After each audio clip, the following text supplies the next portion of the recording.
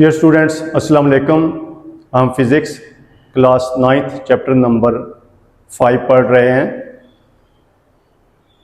आज हम first numerical solve करेंगे। तो न्यूमेरिकल क्या है कि एक फोर्स है 20 न्यूटन, वो किसी लोड को डिस्टेंस s 3 मीटर तक उसको पुल करती है, और जो फोर्स है वो हॉरिजॉन्टल के साथ 60 डिग्री का एंगल बना रही है, और जो लोड है, जो ऑब्जेक्ट है, वो हॉरिजॉन्टल के साथ 3 मीटर का डिस्टेंस कवर करती है।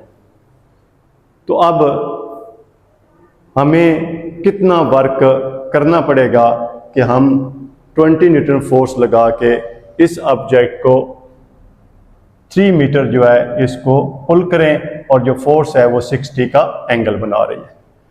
अब हमने देखना ये है, क्योंकि फोर्स जो है वो in the direction of movement नहीं लग रही, बल्कि जिस सिमत में बॉडी ट्रेवल कर रही है उसके साथ वो 60 का एंगल बना रही है। तो लिहाजा इस फोर्स का जो एक्स कंपोनेंट है वो इस बॉडी को मूव करा रहा है। तो हमने F cos थीटा जो है, ये फोर्स का कंपोनेंट जो है ये लेंगे और इसको हम सॉल्व करते हैं। तो अब चूंकि फोर्स F 20 न्यूटन लग रही है, डिस्टेंस S है हमारे पास, एंगल थीटा है, और वर्क हमने मालूम करना है। तो work is equal to W is equal to F cos theta. चूंकि फोर्स का x कंपोनेंट जो F cos थीटा है वो मोशन प्रोड्यूस कर रहा है, मल्टीप्लाई S। F की value 20 newton multiply cos of 60 degree multiply S, distance 3 metre. 20 multiply cos 60 0.5 multiply 3 newton metre.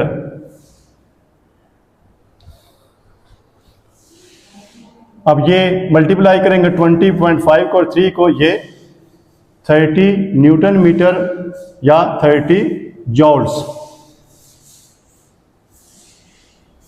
ये वर्क करना पड़ेगा। Dear students, physics class 9th chapter number 5 का सेकंड न्यूमेरिकल है कि एक बॉडी है, उस पर फोर्स 8 न्यूटन लगाई जाती है, और वो डिस्टेंस S 5 मीटर कवर करती है, और इस डिस्टेंस कवर करने में टोटल जो वर्क है वो 20 जॉल्स होता है। तो हमने ये एंगल फाइंड आउट करना है। अब पिछला जो न्यूमेरिकल हमने सॉल्व किया है उसमें एंगल दिया गया था, वर्क हमने फाइंड आउट किया था। यहाँ पर वर्क दिया गया है, एंगल फाइंड आउट करना है। तो सेम इसका मेथड है, वही फार्मूला यहाँ पर यूज होगा। तो फार्मूला हमारा क्या था, work is equal to W is equal to F cos theta multiply S।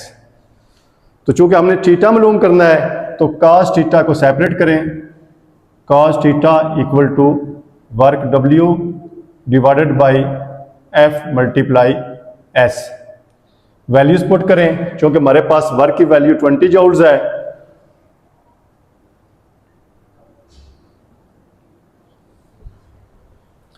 और F की वैल्यू हमारे पास 8 न्यूटन है,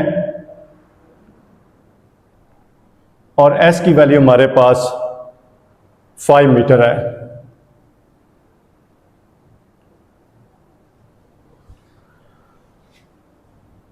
अब ये जॉल जो है ये भी आपको पता है कि न्यूटन मीटर होता है, तो जॉल की जगह पर हम 20 न्यूटन मीटर भी लिख सकते हैं। डिवाइडेड बाई 8 को 5 से मल्टीप्लाई करें, 40 न्यूटन मीटर। अब न्यूटन मीटर से कैंसिल हो जाएगा, ऊपर 20 है नीचे 40 है, डिवाइड करेंगे तो 0.5 आएगा, 0.5।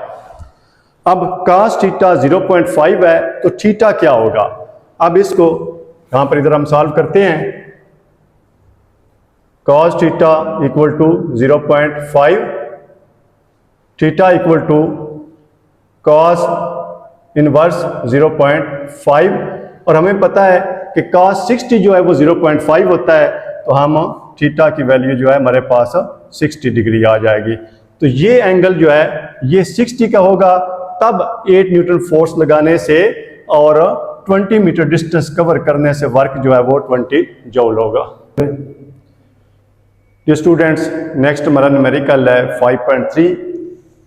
N engine raises 100 kilogram of water through a height of 80 metre in 25 seconds, what is the power of engine.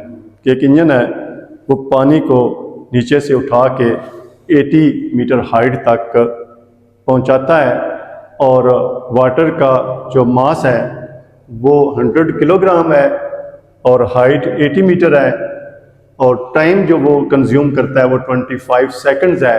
तो उस इंजन की पावर मालूम करनी है। तो अब हमें पता है कि पावर मालूम करने के लिए हम टोटल वर्क को टोटल टाइम पर डिवाइड करते हैं। तो सबसे पहले हमें वर्क फाइंड आउट करना है कि अगर हम 100 किलोग्राम वाटर को 80 मीटर हाइट तक ले जाते हैं तो वर्क कितना होता है। अब वर्क के लिए क्या होता है, फोर्स मल्टीप्लाई डिस्टेंस। अब फोर्स किसके इक्वल होगी, यहां पर चूंकि वेट नहीं दिया गया, पानी का मास दिया गया है, तो हमने मास को वेट में पहले कन्वर्ट करना है। चूंकि वेट के इक्वल फोर्स लगेगी और डिस्टेंस दिया गया है, तो इस तरीके से हम वर्क मालूम कर लेंगे, और वर्क को टाइम पर डिवाइड करेंगे तो हमारे पास इंजन की पावर आ जाएगी। Weight W is equal to mg, 100 kilogram multiply g की value 10 metre per second square होती है, और ये 1000 kilogram metre per second square newton, ये 1000 न्यूटन वेट आ जाएगा। अब चूंकि डिस्टेंस दिया गया है 80 मीटर है, तो work is equal to F multiply S, यानी फोर्स मल्टीप्लाई डिस्टेंस। अब फोर्स जो हमने अप्लाई करनी है वो वेट की इक्वल होगी, क्योंकि हमने जब कोई वेट उठाते हैं तो जो फोर्स हम अप्लाई करते हैं वो उसके वेट के इक्वल होती है।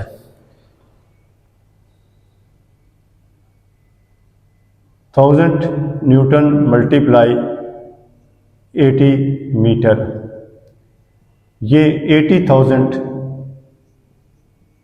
न्यूटन मीटर, ये न्यूटन मीटर या जॉल्स, ये हमारे पास वर्क आ गया।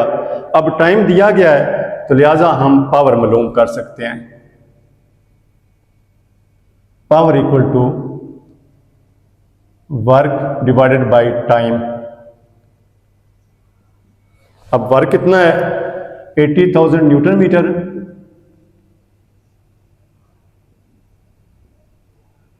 Divided by 25 second.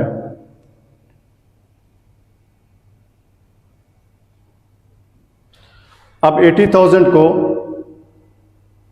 25 सेकंड पर डिवाइड करेंगे, 200,